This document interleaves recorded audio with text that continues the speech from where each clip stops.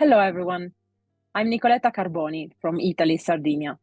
I'm currently based in Argentina, where I've been recording this video. And that's why I'd like to start saying that I'm a world traveler, very curious about exploring new paths, both in the private and in the professional life. I'm lecturing in communication domains. I'm also dance therapist and movement practitioner. And last but not least, I'm communication officer at CERIC.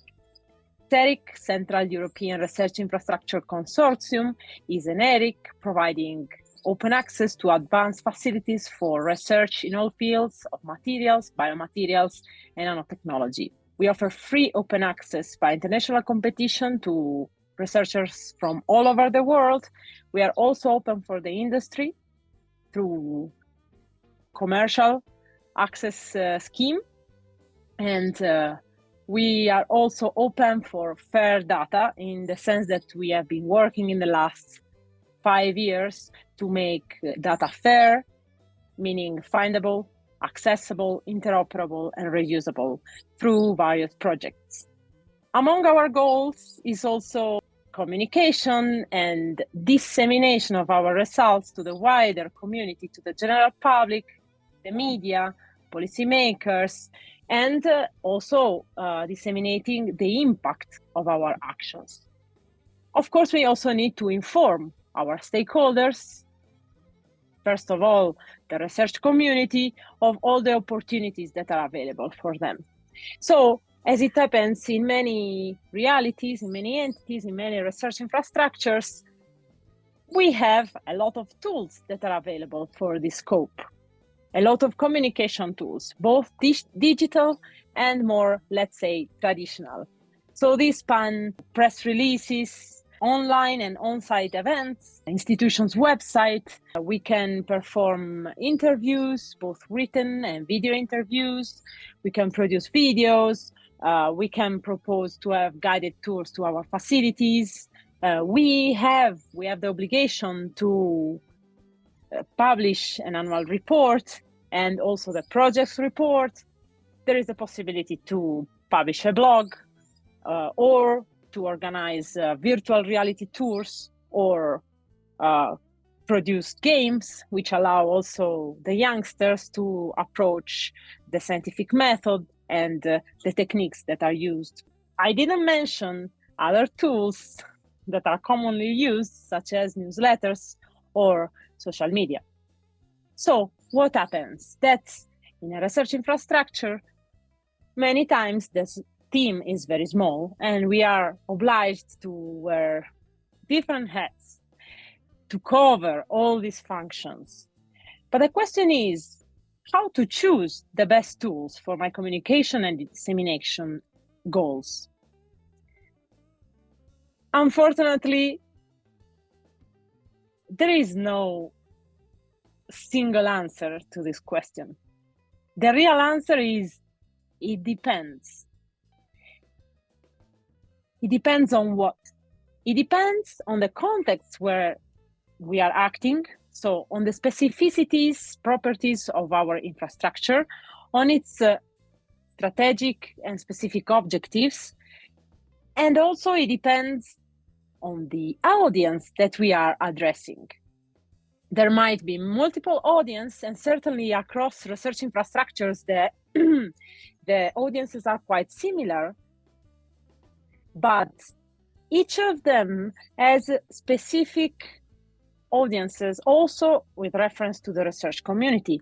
For example, in the case of CERIC, we are a multidisciplinary research infrastructure which attracts researchers from all domains.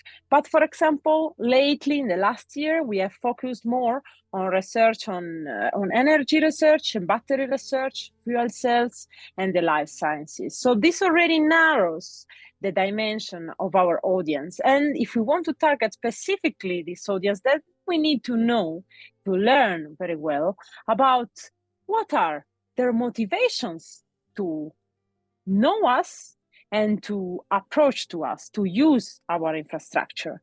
What are their interests? What are their channels where they communicate, where they share information?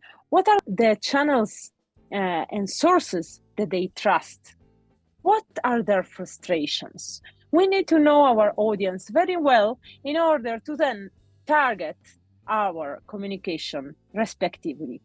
This means then that there is no strategy that is valid for all of us, and that there is rather a strategy that is specific for each research infrastructure.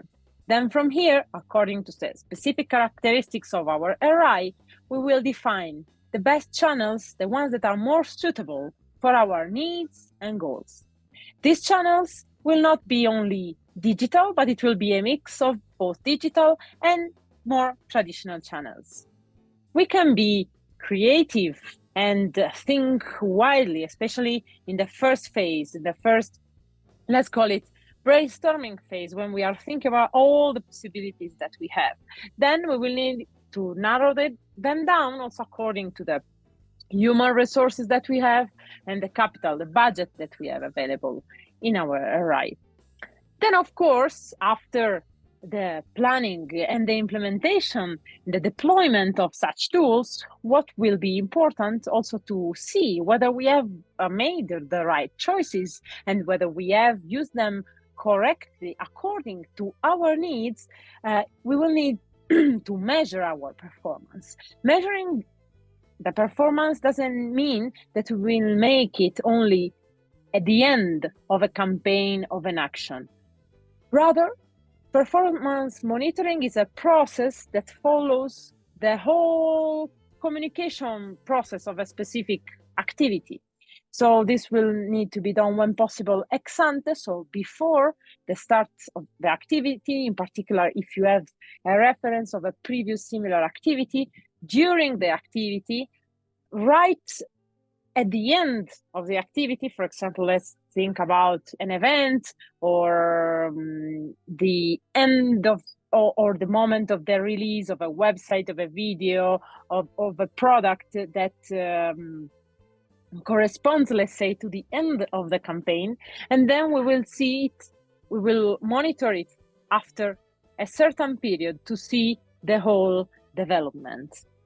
Then why is it important to measure?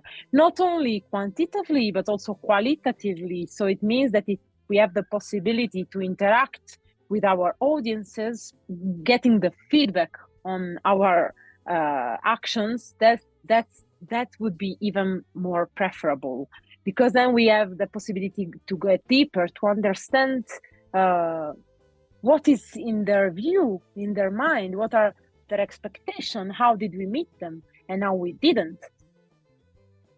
And how we didn't will be a key resource. The so-called, let's call it work, the mistakes that we make, which are unavoidable. If we work, we unavoidably make mistakes. And these are very, very precious. They are a treasure of our work, because from there we can learn to improve our next actions. So they need to be seen not as a disappointment, as a reason to quit or not to try harder. Rather, they need to be our inspiration to make it better the next time.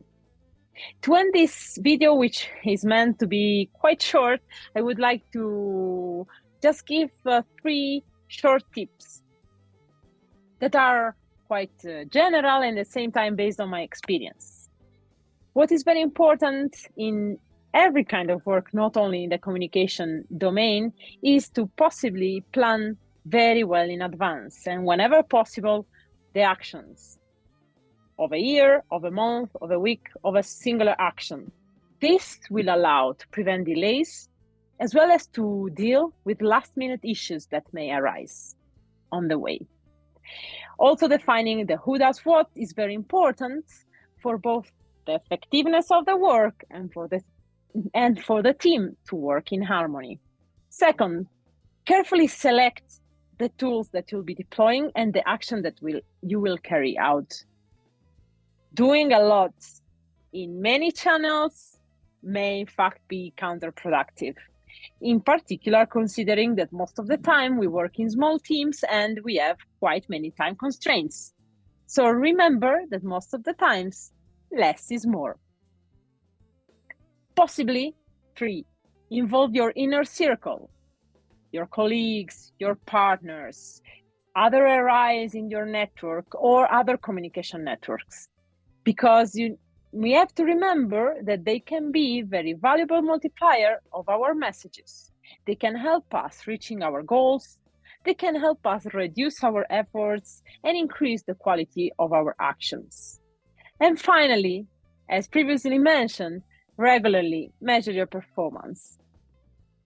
Remember that even if sometimes we may encounter disappointing results, we are human, and failure is part of the creative, learning, and working process. So give value to best and worst practices to learn from past lessons and keep improving your performance and results. Be confident and keep up with the good work. See you soon.